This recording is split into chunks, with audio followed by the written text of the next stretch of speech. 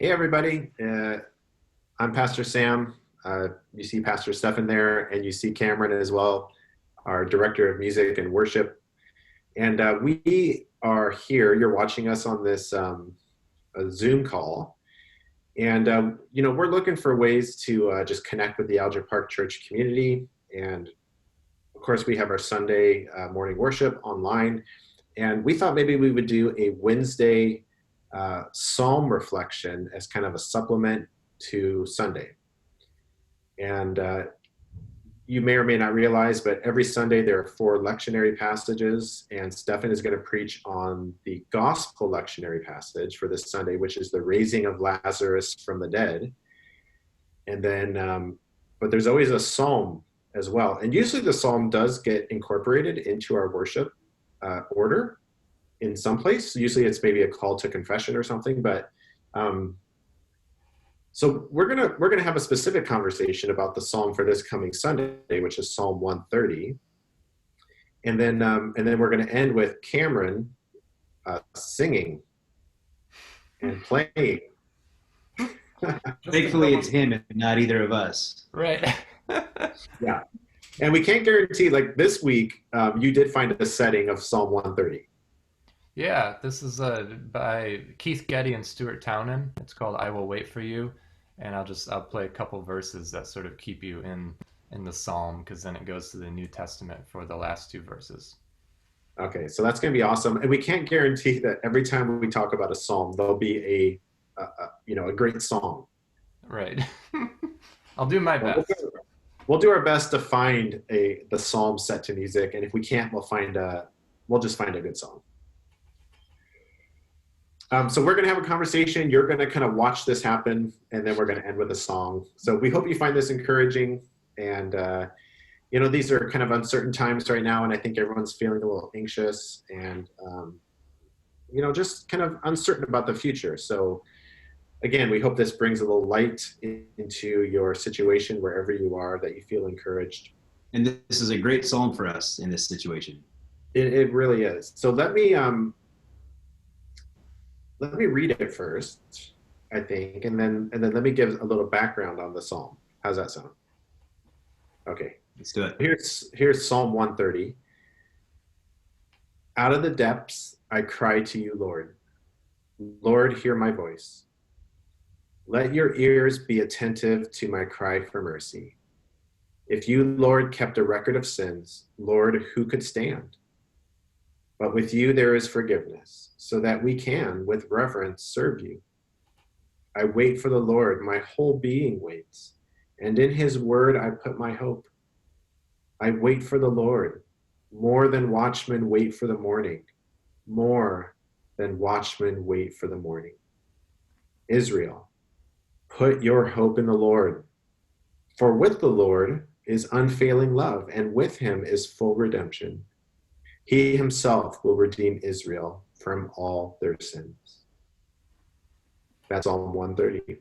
So let me give a little background on Psalm 130. Psalm 130 is part of a group of psalms called the Psalms of Ascent. Start with Psalm 120 and they go to Psalm 134.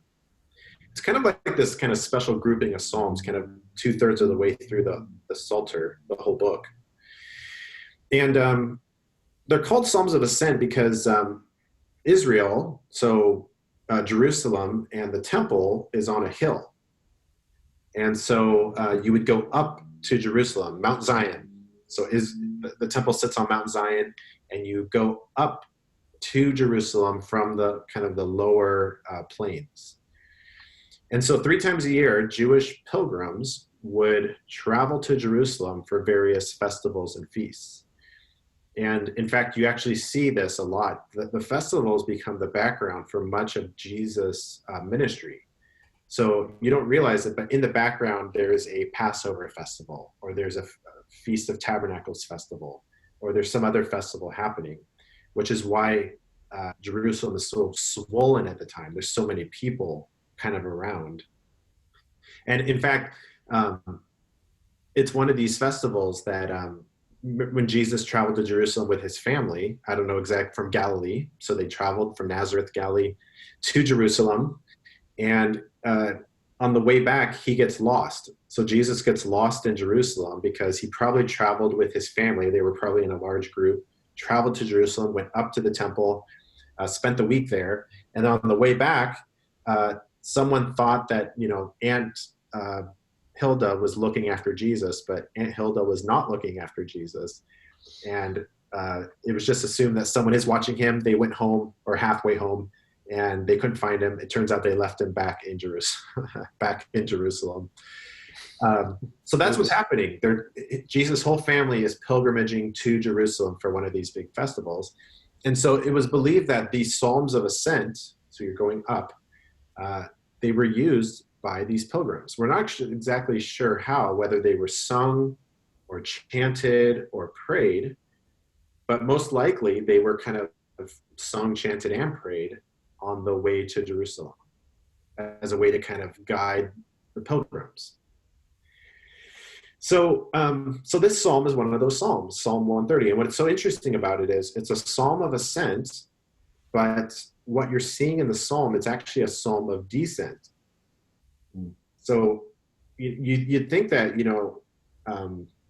these pilgrims would be, obviously they're excited, they're going to Jerusalem, it's a big festival, they're going to the house of the Lord. And so in some of the Psalms, there's this call like, come on, we're going to the house of the Lord, we're going up to God's house. And there's a lot of rejoicing that happens. But in the middle of all that excitement and anticipation of the temple, you find this lament. Someone's not having a good time. Someone's struggling, because look how it starts out. Out of the depths, I cry to you, Lord. Lord, hear my voice. Lord, let your ears be attentive to my cry for mercy. But let me just kind of open it up. That's kind of the background of the psalm. What do you guys think? What do you see? So one thing about the psalm that I so appreciate is this idea of out of the depths. I did a little looking into how the church has interpreted that in history. Saint Augustine talked about how he related it to Jonah being in the belly of the whale, and so it was this sense of Jonah kind of being in this place exactly where God wanted him to be in the moment. Now there are some psalms where there's this feeling that God has abandoned us, but this isn't one of those psalms. There's not a feeling of abandonment. There's a sense that God is really close. So the psalmist is feeling all of these hard things, feeling all these anxieties, but at the same time, God feels really close. Just like Jonah was trying to run away. He was trying to get away from God, and God was like, nope, you're going to feel all these things, and you're going to have all these anxieties, but at the same time, you're going to be really, really close to me. I find that to be a striking thing. That we can feel all these anxious thoughts, and at the same time feel really, really close to God. Yeah, I too, I just love the Psalms for their sort of honesty and how raw they are. I mean, I feel like it's no wonder many of them are sung, because it's this sort of, I mean, it's total everyone's territory, but it's artist territory. It's sort of like the place where the artist, lives. And I guess as I read them, I'm always sort of asking myself the question of how much of this is saying about us and our nature, our human nature, how much of this is saying about God and God's nature. And it's sort of the melding of the two in this very like prayerful, like honest, I'm just going to bang my fist against the wall sort of way that I find is always so comforting and beautiful. And so I think this is another great example. I mean, the middle of it talks about sort of waiting, constantly waiting. Right now we're in a season of waiting, not only in the season of Lent, but we're in a season of waiting for this pandemic to pass. And that's hard. And just acknowledging that that's hard, that we don't have to, put a bow on that we're in a tough time. Mm-hmm. Mm-hmm. Some of the kind of unique stuff, and just to jump on what you said, the psalm gets connected to Jonah, and Jonah's in the belly of the fish, which is really it's an image of dying.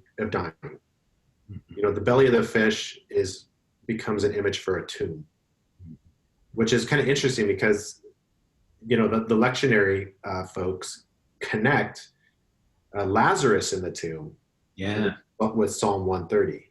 Interesting.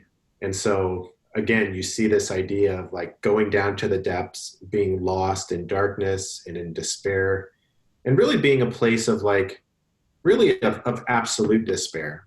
Like I need help desperately. Like I cannot fix this. And so the psalmist looks to God for help. And then in connection with what you were saying, Cameron, in Hebrew poetry, a lot of times one of the literary devices that the writers use, they'll use kind of a parallel line. So it's like they'll say something at the beginning and then they'll slightly like invert it or slightly change it and then put it either in the middle or at the end again. Hmm. It's just a way of kind of bringing emphasis to a line. Mhm. But here you don't really have that. In fact, in verse 6, I wait for the Lord more than watchmen wait for the morning, more than watchmen wait for the morning. You have a repeating of a line, which rarely happens. Mm. And so when you read it, it kind of sticks out. And you get this sense of like what you were saying, like we're in this place of wanting, we're in this place of waiting. And the fact that it's repeated twice just brings emphasis to the fact that the psalmist and us too, that waiting can be extremely difficult for a lot of people. It brings a lot of uncertainty. Mm-hmm. And yet he's doing, yeah. Oh, go ahead. No, no, you were going to say something really insightful, I'm sure. Now that the pressure's on, I'm going to say that the psalmist is doing all that watching and all of that waiting and having all that anxiety in the presence of God. Like God is still near. And I think Yes. a lot of time we associate that with being away from the presence of God. But the psalmist is having a discussion with God. He's like, hey, this is how I'm feeling right now. This is going on. I'm waiting for this. Yet I have hope in you. So he's having all of these emotions, but just right in the presence of God, which I find particularly applicable for us in our situation. That even though things feel tense and increasingly tense, we can still have all of those feelings in the presence of God. Mm-hmm. Yeah. And that's the very nature of a lament, is that we take all our messy feelings and we have a conversation with God about them. Yeah. It's not like we have to clean them up or somehow leave them at the door and then come into God's presence with like, I praise you, Lord, when in fact, like we're not feeling that way. God invites us to bring our messy, complex feelings into his presence. And then we can kind of have it out with God, in his presence. Yeah. And God is good with that. Oh yeah. Yeah, I think go ahead, Cameron. it says, and in his word I put my hope. I wait for the Lord, my soul waits, and in his word I put my hope. And the thing about this is that when you're reading it, you don't ever feel like the psalmist or God or anyone is sort of putting a bow on it, but yet there is a deep sense of hope. We sort of know the end story. We know the sort of redemptive nature of all of this. And yet we don't need to sort of like make it, make the experience seem trivial in any way or, put a bow on it. Yeah, I mean, in some ways, the psalmist tells us just very simply and directly, put your hope in the Lord. And that can seem maybe trite in some ways, like that's too simple, that's too simplistic, that doesn't somehow acknowledge the depth of my anxiety or pain or loneliness or depression. And we've all experienced that when someone doesn't really receive what we're saying or really identify with how we're feeling, and instead they try to slap a Bible verse onto it. Like, oh, don't worry, God will give you his peace or something like that. And it's like, no, like, it's like, yes, but like, no. And yet at the same time, like, maybe that's exactly what we need right now. Like, we're watching a lot of TV, we're reading the newspaper, we're seeing these numbers go up. And maybe we just need a simple, straightforward word of encouragement, which is put your hope in the Lord. Put your hope in God. And I know I need to hear that. You know, I'm getting so many emails from all these different organizations. So they're all trying to be helpful, but it's just too much. I'm finding myself being like, delete, delete, delete, delete, delete. There's a lot of advice out there these days. There's a lot of words out there. A lot of words. I'm grateful for the psalmist's honesty and vulnerability to just say it how it is, say how he feels. And I'm grateful for a God who hears that as it is, that we don't have to take anything, polished or too pious or churchy sounding in order for him to hear it, to receive it. Yeah. That's really powerful. So we have permission to feel the way that we feel. Yeah. And yet there's a call to do something. Mm-hmm. So it's like, it's okay to feel how we feel, but then there's a call to action, which is to put your hope in God. So I think that's powerful, the combination of the two: honest acknowledgement, but then a call to kind of have faith in God. So what does that look like? I don't know, but let's leave that up to the people to figure. Is that what Cameron's song is going to be about? Yeah. We're this is our first version of doing something like this, so we hope you found this encouraging. Psalm 130, go ahead and read it, meditate on it. And then I think we're going to sign off here, and then Cameron is going to sing. And then we're going to kind of put that together, and you'll see the whole thing as kind of a package. But okay, well, we're hoping to do this maybe every Wednesday. So you're getting this probably on a Friday. We're hoping to attach this to the Friday email. But then we'll do another one. It'll be ready for next week, Wednesday. All right. Excellent. All right, Alger folks. We're thinking about you. We're praying for you. We hope you're safe. Stay home. And we hope you were encouraged by this. Thanks, everybody. Thanks, everybody. Peace. Peace.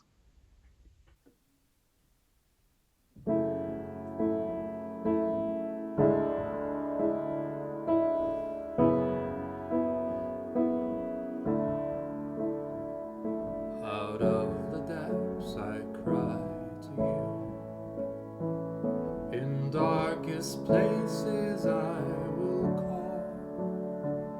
Incline your ear to me anew, and hear my cry for mercy, Lord. Were you to count my sinful ways, how could I come before